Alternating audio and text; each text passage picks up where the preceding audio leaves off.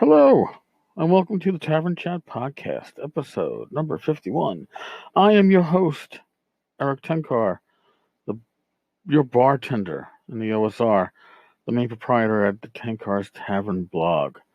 Got a few things to touch on today, not the least of which, Jason Hobbs was interviewed by Matt Finch on Matt's YouTube channel.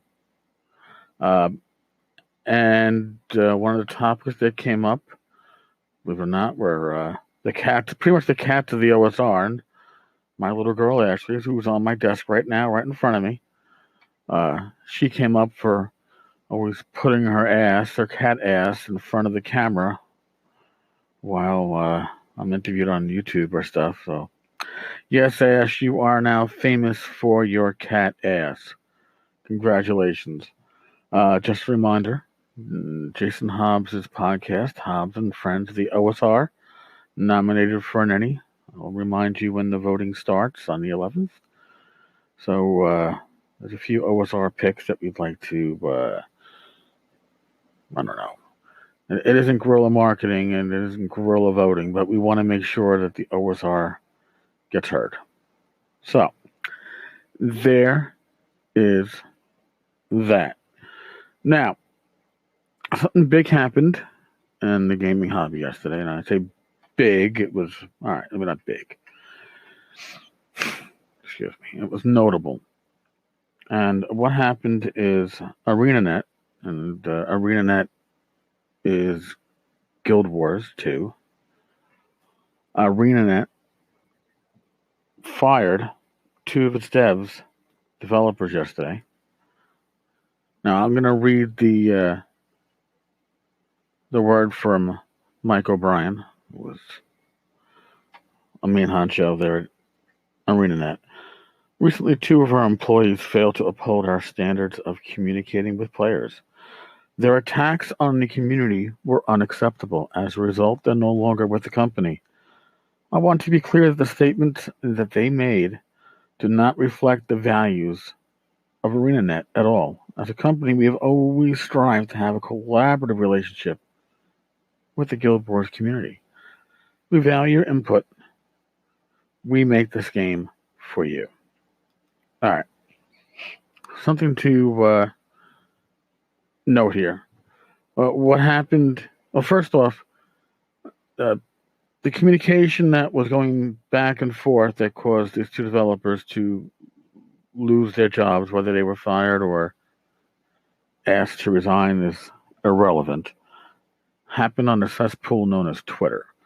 Now, if you haven't figured this out yet, Twitter is where a lot of people go to beat their chest, look how important I am, and then frequently lose employment for exercising, as Americans, their right to free speech is guaranteed by the Constitution and the Bill of Rights. And that is correct. We have the right to free speech with certain limitations. You can't, the whole thing of you can't be in a movie theater and yell fire when there's no fire. Right, there's some limitations to it. But the protections that you have are protections from the government. It's not protections from actions taken by your employer. Now, as many of you know, I was a cop for 20 years in New York City.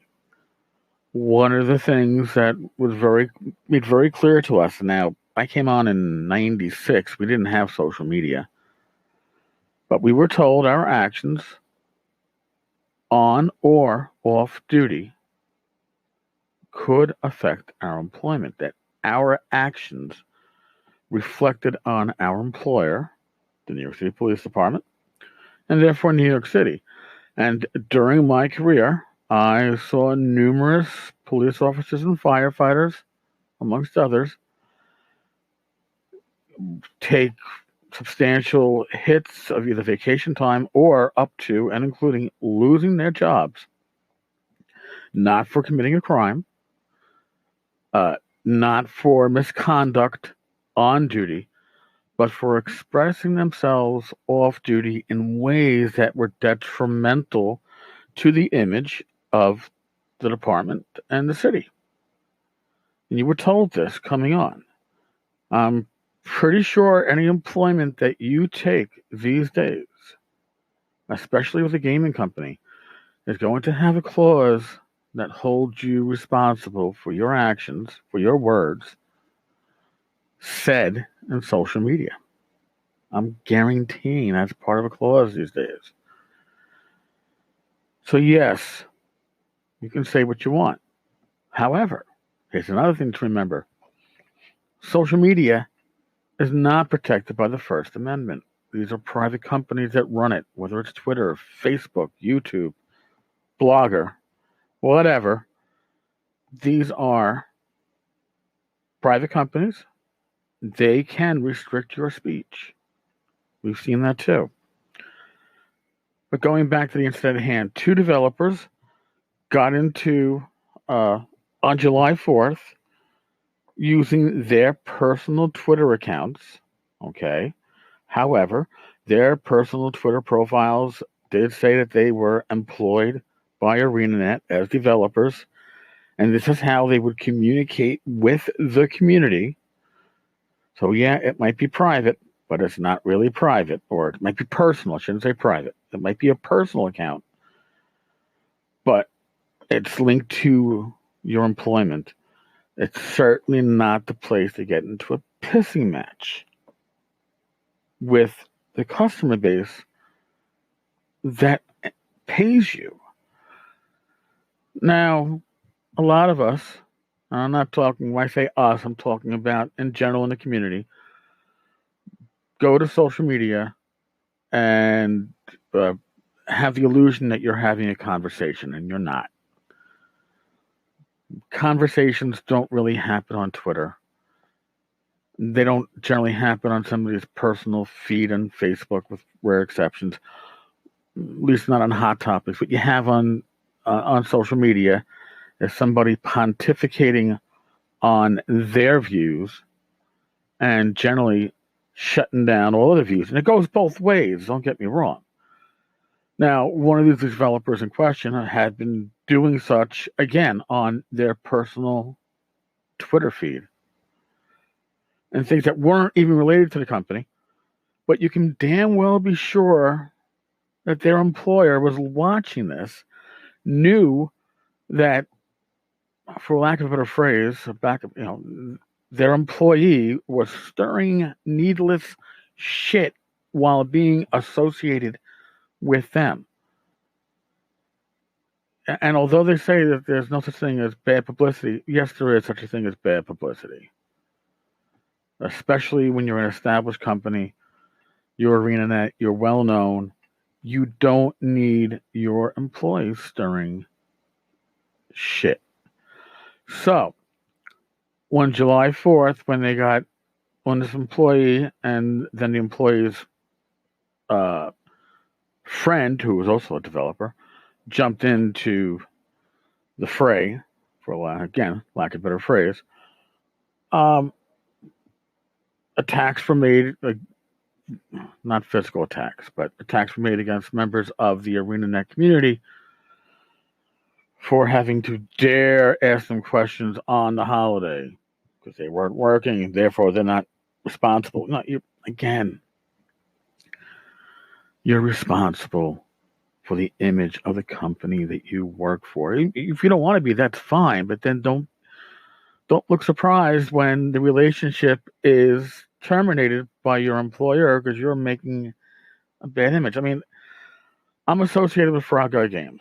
When the new website releases for Frog God, when that finally goes live, there'll be a picture of me on a Who Are We, and it's going to be Eric Tenkar, convention coordinator, for lack of a better title, I guess. I have no idea.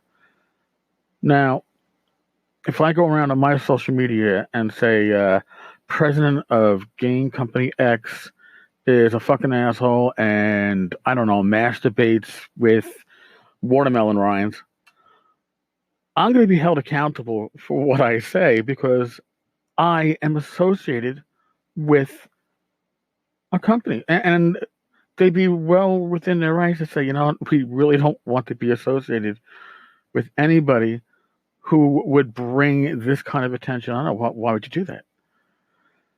You know, so there's a balance between what your rights are under the government and what kind of reaction you may get from your employer. If you're self-employed, all right, so if there's fallback from your social media for you taking a stance on whatever, or you getting into a tiff with your customers, it's on you. You're your own boss, right? Who's going to fire you? Yourself? No, your customers will fire you if it comes down to that.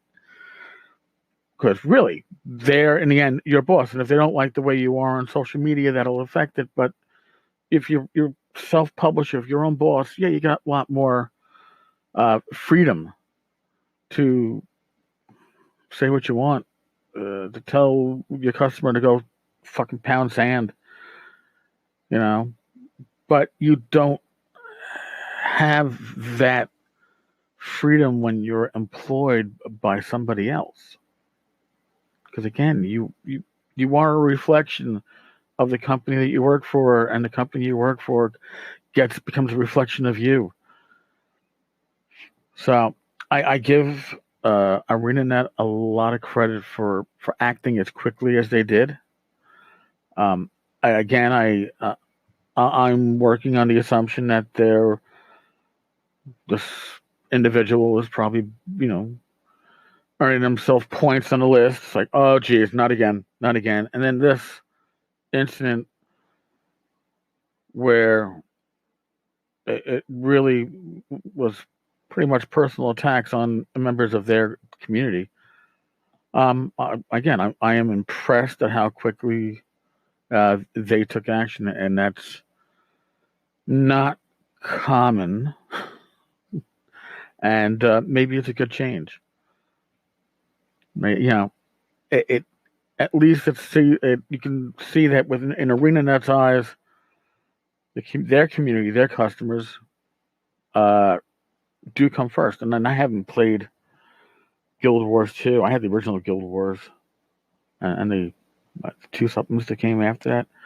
It's an online game, multi-massive online RPG, and I'm really tempted now to reinstall Guild Wars 2 and start playing it again, because I mean, I don't like to see anybody lose their job over pure stupidity, but sometimes pure stupidity has to be called out, and I think this was fine.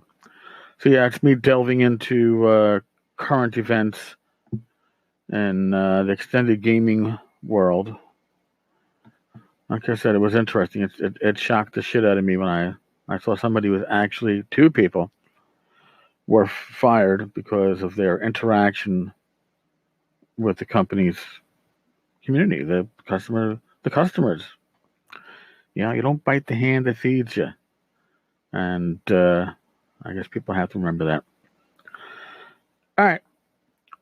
So I think tomorrow is Saturday.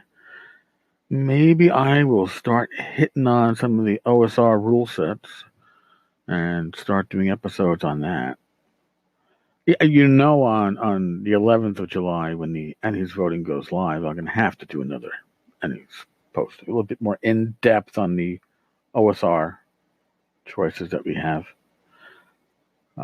Personally, for me, like I said, Hobbs and Friends of the OSR, the Midlands. Oh my God, what a great setting book that is. So there's a few other choices, but those are the two where I'm totally stoked.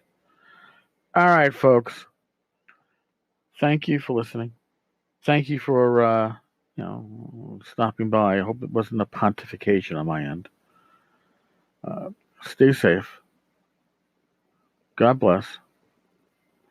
And I will talk with you tomorrow. Later.